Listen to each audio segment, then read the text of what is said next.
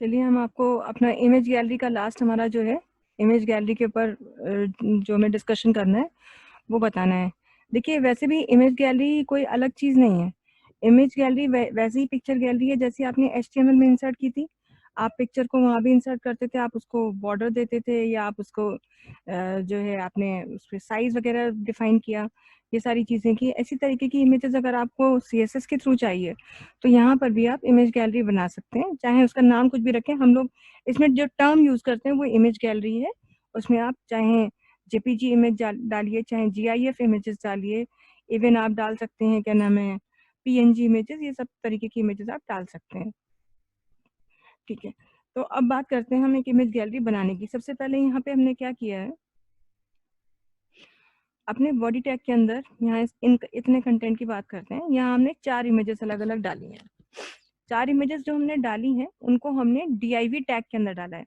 हम यूज तो करेंगे इमेज को इंसर्ट करने के लिए IMG टैग, और SRC में हम इमेज लेकर के भी आएंगे, लेकिन जो इमेज हम डाल रहे हैं उस इमेज को हम with in DIV tag use करेंगे। उसका रीजन ये है कि यहाँ पर इमेजेस को हम एक साथ लगाना चाहते हैं, एक ब्लॉक के फॉर्म में लगाना चाहते हैं। तो वो अगर आपको करना है या तो फिर आप टेबल के अंदर इमेज लगाइए और टेबल का बॉर्डर 0 रखिए, मतलब नो बॉर्डर रखिए, लेकिन उतनी मेहनत करने की जरूरत नहीं है। आप सीधे सीधे टेबल को DIV इमेज को DIV ब्लॉक के अंदर डाल देंगे तो वो एक ब्लॉक फॉर्म में आपकी आ जाएगी। तो हर इमेज को हमने DIV टैग में डाला। जैसे फर्स्ट इमेज है DIV टैग, यहाँ स्टार्ट किया, यहाँ क्लोज किया, ऐसे ही सभी DIV टैग्स यहाँ बनाए और DIV ब्लॉक को जो DIV टैग था उसको एक क्लास दे दी और सबका क्लास का नेम सिमिलर रखा। सभी के क्लासेस का नाम सिमिलर रखने के पीछे रीजन ये है कि जो आपने यहाँ पे नाम दिया है उसी के ऊपर अगर आप CSS में स्टाइलिंग कर रहे होंगे तो वो सभी पे सिमिलरली अप्लाई हो जाएगी। अब यहाँ पे हमें ये जो इमेज हम बना रहे हैं ये क्लिकेबल इमेज है। क्लिकेबल इमेज का मतलब ही ये है कि जो इमेज हम इंसर्ट करेंगे उस पर क्लिक करेंगे तो इमेज की लोकेशन खुल जाएगी। यहाँ तो हमने लोकेशन खोली है, लेकिन मान लीजिए ये जरूरी नहीं कि आप पिक्चर की लोकेशन खोलें, मतलब पिक्चर अपनी ओरिजिनल लोकेशन पे खुल जाए या नए टैब में खुल जाए। ये भी हो सकता है कि जिस पिक्चर पे आप क्लिक करें उस पिक्चर से रिलेटेड डिटेल्स आप सामने दिखा दें, ऐसा भी हो सकता है। तो एक्चुअली यहाँ हमने तो ये किया है कि हमने क्लिकेबल इमेज बनाई है। जिस इमेज पर हम क्लिक करेंगे वो इमेज एक नए टैब में, एक नए विंडो में अपने ओरिजिनल साइज के साथ आ जाएगी। ये करना है। तो आपको मालूम है कि अगर क्लिकेबल इमेज या कुछ भी अगर ऐसी चीज करनी है, मतलब क्लिक करना है तो मतलब लिंक, अगर लिंक है तो ऑब्वियसली ए टैग का यूज आपको करना है। अब यहाँ पर इमेज इंसर्ट करने से पहले ही हमने ए टैग लगाया और हम ये चाहते थे कि लिंक जो है वो एक नए पेज में खुले, इसीलिए यहाँ पे टारगेट इज इक्वल टू क्या कर दिया है हमने, ब्लैंक कर दिया है। और यहाँ पर हमने पिक्चर की ओरिजिनल लोकेशन, जो भी हमारी पिक्चर का नाम हमने माई पिक्चर्स फोल्डर में सेव कर रखा है उसकी पूरी लोकेशन यहाँ HREF टैग में डाल दी। इसका मतलब ये हमारे एंकर टैग का लिंक है, यानी जब हम क्लिक करेंगे ऑल्टरनेट टेक्स्ट पे या ऑल्टरनेट इमेज पे तो क्लिक करते ही हम इस जगह पर पहुंचेंगे, ये फाइल खुलेगी। और उसके बाद इसके अंदर हमने IMG टैग का यूज किया। IMG सोर्स में एक्चुअली हमारे ये दोनों सिमिलर हैं, क्योंकि हो क्या रहा है कि हम इस पिक्चर का एक मिनिएचर फॉर्म यहाँ पे दिखा रहे हैं, इस पर क्लिक करके ये पिक्चर यहाँ ओरिजिनल साइज में खुल रही है। हाँ, ये बात जरूर है कि उसके साथ ही साथ हम क्या चाहते हैं कि जो पिक्चर है जहां पर उसी के नीचे अगर हम पिक्चर से रिलेटेड कुछ लिखना चाहते हैं तो वो वहां लिख जाए। तो इतना अगर आपको करना है तो उसके लिए जहां आप इमेज इंसर्ट कर रहे हैं वो तो आपने DIV टैग में दे ही दिया, लेकिन उस DIV टैग के अंदर उसका खुद का एक अपना DIV टैग होगा, ये देखिए। और इसमें आप पिक्चर से रिलेटेड डिस्क्रिप्शन अपना जो भी लिखना चाहते हैं वो लिख सकते हैं। जैसे यहाँ तो हमने सिर्फ एक लाइन लिख दी है कि we can add any description related to image in this box. बाकी आप वो इमेज किस चीज की है, हो सकता है आप अपनी, आपका कोई ऑटोमोबाइल का वेब पेज हो तो आपने कोई कार या किसी बाइक की इमेज लगा रखी हो तो आप उसका नाम, उसके मॉडल नंबर लिखना चाहते हो। कोई मशीनरी है, प्लांट है तो उसका आप लिखना चाहते हैं। तो ये डिपेंड करता है कि आप पिक्चर से रिलेटेड उसकी क्या डिटेल लिखना चाहते हैं। तो उसके लिए नीचे एक बॉक्स मिले और उसमें वो टेक्स्ट डिस्प्ले हो रहा हो, इसके लिए ही DIV टैग के अंदर उसका सब DIV टैग डाल रहे हैं और उसको भी हमने एक क्लास नेम दिया हुआ है ताकि इसके लिए भी हम कुछ अपना ऊपर डिटेलिंग कर सकें। इस तरीके से हमने यहाँ पे 1 2 3 4 इमेजेस हमने यहाँ पे डाल के रखी हुई हैं। अब हम आते हैं अपने स्टाइल टैग के अंदर। अब देखिए, क्योंकि नीचे क्लास बनाई हुई है, एक तो गैलरी क्लास बनी हुई है और एक क्लास बनी हुई है हमारी DESC मतलब डिस्क्रिप्शन के लिए। तो गैलरी के लिए हमने यहाँ पर एक तो यहाँ पे ये किया हुआ है कि भाई मार्जिन दे दी है 5 पिक्सल्स की, बॉर्डर दे दिया 1 पिक्सल सॉलिड, कोई भी कलर दे दिया, फ्लोट लेफ्ट हैंड पे दिखाने के लिए, और विड्थ दे दी उस पिक्चर के लिए, उसके लिए गैलरी के लिए 180 पिक्सल्स की विड्थ दे दी। लेकिन साथ ही साथ हमने उसकी गैलरी की जो स्टाइलिंग की, उसमें हॉवर करने पर क्या हो, मतलब जब आप माउस का पॉइंटर उस इमेज पे रखें तो क्या हो, तो 1 पिक्सल का सॉलिड बॉर्डर आ जाए इस कलर का। ये तो हो गया हमारा जो हमने गैलरी क्लास दी है उसके लिए।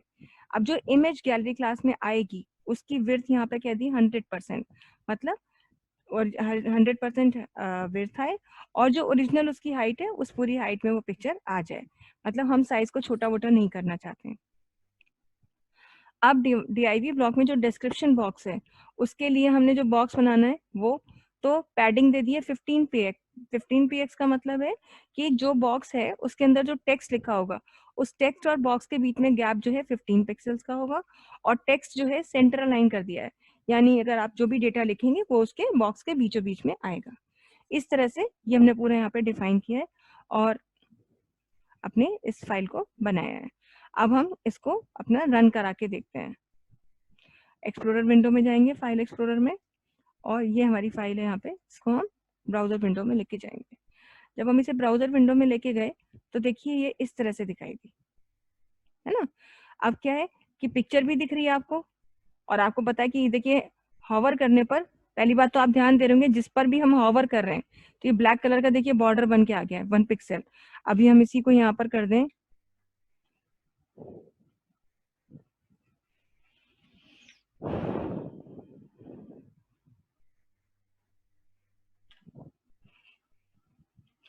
टू पिक्सल का बॉर्डर दे रहे हैं क्या, ठीक है। ये देखिए तो जिस पे भी हम पॉइंटर रख रहे हैं तो वो बॉर्डर आ गया आपका, और वो थिक बॉर्डर है और ब्लू कलर का है क्योंकि हमने वहाँ पे 2 पिक्सल्स की थिकनेस दे दी है और ब्लू कलर दिया है। और साथ ही साथ आपने जैसे हमने तो यहाँ पे ये लिख दिया है we can add any description. अब आप यहाँ पर अपना कुछ भी टेक्स्ट लिख सकते थे, हो सकता है हमने आगे भी है एग्जाम्पल, यही सब ही डिस्कस करना और कुछ अलग नहीं है इसमें। तो इसमें नीचे हम पिक्चर्स के लोकेशंस के नाम भी लिख करके दिखा सकते थे, अभी हम आगे देखेंगे। खैर, अब ये इमेज गैलरी हमारी बनी हुई तो है, लेकिन हम जब इस पर क्लिक करेंगे क्योंकि क्लिक करने पर ये इमेज आपकी डिफरेंट एक नया टैब खुला और उसमें अपने ओरिजिनल साइज के साथ यहाँ पर इस तरह से दिख गई। क्लोज करेंगे। ऐसे ही कोई भी इमेज आप बना सकते हैं, इमेज गैलरी के फॉर्म में आप रख सकते हैं। और आपने दूसरे पेजेस पे भी ऐसी बहुत बार गैलरीज विजिट की होंगी कि क्लिक करने पर इमेज इस तरह खुलती है, और ये इस तरह की इमेजेस जो है आपने पहले भी यूज करके देखी होंगी। तो आप भी CSS की स्टाइलिंग यूज करके इस तरह से अपनी इमेजेस को बना सकते हैं, एक गैलरी के फॉर्म में दे सकते हैं और ये देख सकते हैं। ये तो हो गया एक हमारा इमेज गैलरी का एक एग्जाम्पल, ये हो गया। और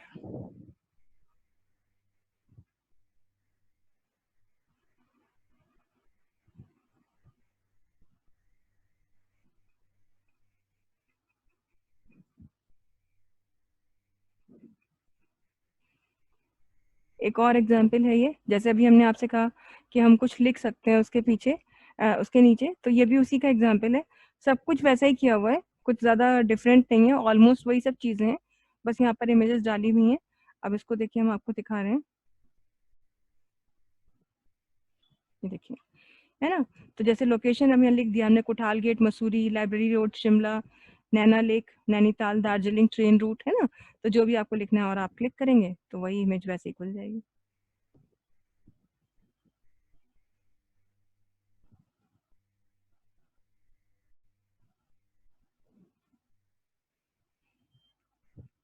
ठीक, एक इमेज गैलरी इस तरह से बनाई जाती है, और एक हम इसमें रेस्पॉन्सिव इमेज गैलरी भी बना सकते हैं। रेस्पॉन्सिव इमेज गैलरी कैसी होती है? रेस्पॉन्सिव इमेज गैलरी भी बनाई तो ऐसी जाती है, उसमें कुछ करते नहीं है, बस ये कि उसमें फ़र्क ये होता है कि वो जब रेस्पॉन्सिबल हमारी जो रेस्पॉन्सिव जो होती है उसमें विंडो के साइज के छोटे बड़े होने पर ऑटोमेटिकली इमेजेस जो हैं वो अपने आप अपनी पोजीशन चेंज कर लेती हैं। जैसे अगर हमारे ब्राउज़र की विंडो को हमने मैक्सिमाइज नहीं कर रखा, वो फुल साइज में नहीं है, तो अगर वो छोटे साइज में, तो जाहिर सी बात है कि विंडो के पूरे कंटेंट्स जरूरी नहीं है कि आप एक साथ देख सकें। और आपने इमेज लगाई और देखिए हमने तो कितना छोटा छोटा साइज दिया है, फिर भी इमेज को अगर आप लगाना चाहते हैं तो कई बार ये होता है कि अब मान लीजिए ऐसी हमने 5-6 या 8-10 इमेजेस लगा रखी होती, तो वो एक बार में एक विंडो में तो नहीं देख पाते आप। तो उस केस में वो पोजीशन ऑटोमेटिकली चेंज कर देता है। इसका ये बस इसे यही आपका जो है एडवांटेज मिलता है। साइड बाय साइड अपने आप लग जाएगा। स्क्रीन के छोटे होने पर वो अपने आप एडजस्ट होंगी, स्क्रीन के बड़े होने पर भी वो अपने आप जो है एडजस्ट हो जाती हैं। इसका ये एडवांटेज मिलता है। तो जैसे अगर हम यहाँ पर बनाएं कोई तो हमने एग्जाम्पल यहाँ पे दिखाते हैं आपको, ये सेव किया हुआ है। बस इसमें हमने क्या किया है, वही सब पिक्चर्स डाली हुई हैं, वही जो भी पिछली फाइल में आपने देखी सारी पिक्चर्स वही हैं। बस ये है यहाँ पर हमने क्या किया हुआ है कि क्लास बना दी एक, ठीक है, div क्लास एक रेस्पॉन्सिव नाम की क्लास ही बना दी। उसके अंदर एक क्लास बनाई गैलरी नाम की और उसके अंदर ए टैग का यूज किया और अकॉर्डिंगली ये सारी क्लासेस हमने क्लोज कर दी हैं।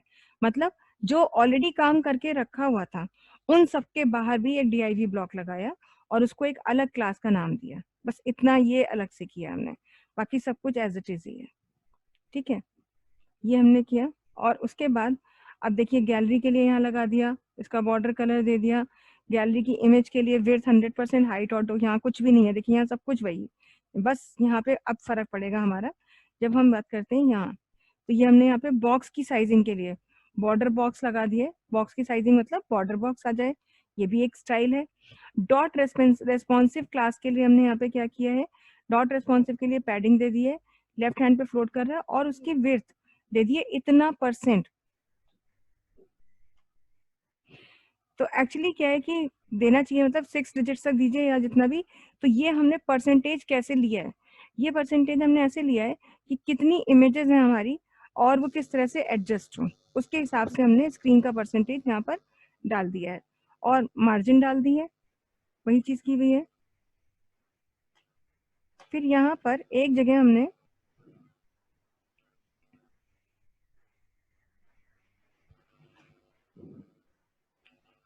ये देखिए सब जगह तो हमने लिखा हुआ है रेस्पॉन्सिव, और एक जगह क्लास बनाई है क्लियर फिक्स, क्लास का नाम लिखा है हमने बस।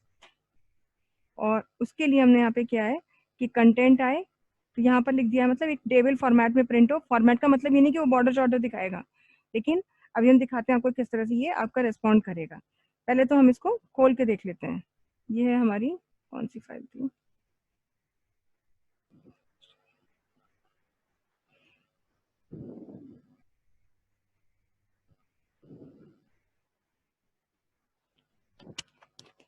ये देखिए, ठीक है, ये हमारी पिक्चर्स हैं।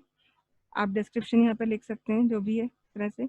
अब अगर हम इसको छोटा कर देते हैं तो देखिए अब क्या है, ये अपने आप एक के ऊपर एक अलग गई आकर के। जब हम इसे बड़ा कर रहे हैं तो देखिए ये ऑटोमेटिकली ऐसे अरेंज हो गई, और जब हमने इसकी साइज को छोटा किया तो ये अकॉर्डिंगली ऐसे एडजस्ट हो गई। मतलब विंडो के साइज पे ये अपने आप ही, मतलब विंडो के ब्राउजर जो भी हमारा ब्राउजर विंडो है उसके साइज को रिसाइज करने पर अपने आप ही ये आपका जो है एडजस्टमेंट पिक्चर का हो जाता है। ऐसी इमेज गैलरी जो है आपकी ये कहलाती है रेस्पॉन्सिव इमेज गैलरी। बाकी वही है, वैसी खुलेगी पिक्चर। अब क्योंकि हम पिक्चर खोल रहे हैं इसलिए पिक्चर खुल रही है।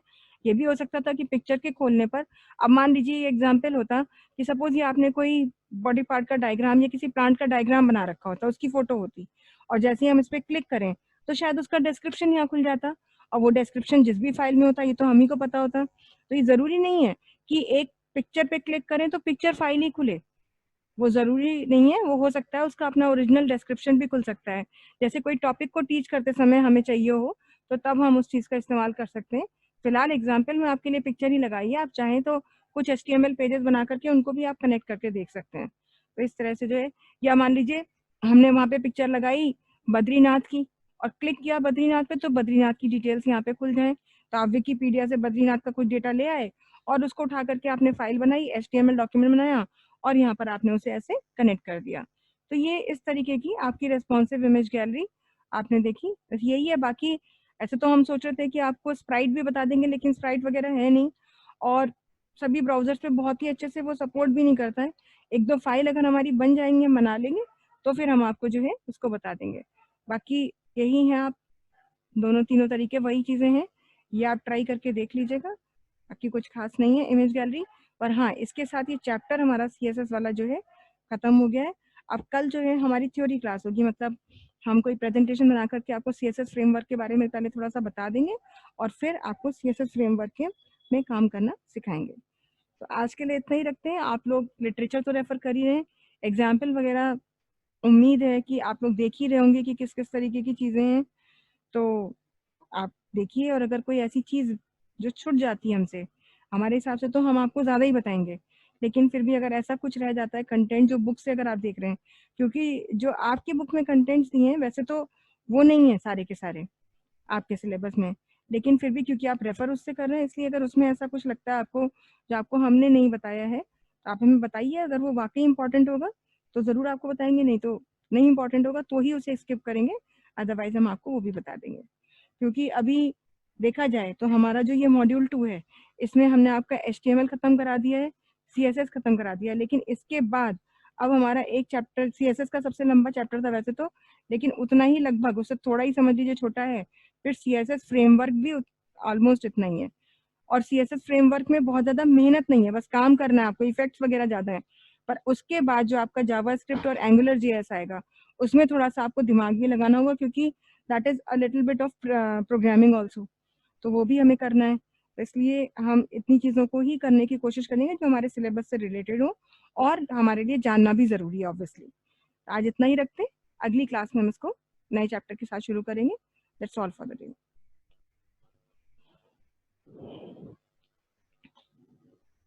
कोई क्वेश्चन हो आपका तो बताइए, अगर किसी को कुछ पूछना हो तो। रूपा, आपको कोई क्वेश्चन है?